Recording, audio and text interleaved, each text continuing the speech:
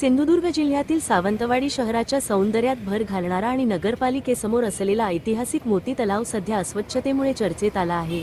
शहराची शान मानल्या जाणाऱ्या या तलावात मोठ्या प्रमाणात प्लास्टिक पिशव्या, जुने कपडे, टाकाऊ साहित्य तसेच दारूच्या रिकाम्या बाटल्या आढळून येत आहेत। तलाव परिसरात साचलेल्या कचऱ्यामुळे पाण्याची गुणवत्ता खालावली असून पाण्याच्या पृष्ठभागावर हिरव्या रंगाचा थर निर्माण झाल्याचे दिसून येत आहे। तलावाच्या चारही बाजूंनी घाणीचे साम्राज्य पसरल्याने नागरिकांमध्ये नाराजी व्यक्त केली जात आहे।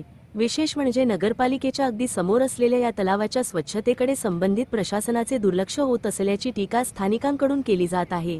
सावंतवाडीचे आमदार व माजी मंत्री दीपक केसरकर यांच्या निवासस्थानाजवळ असलेल्या या तलावाची होत असलेली दुर्दशा पाहता तातडीने स्वच्छता मोहीम राबवून तलावाचे संवर्धन करावे, अशी मागणी नागरिकांकडून केली जात आहे।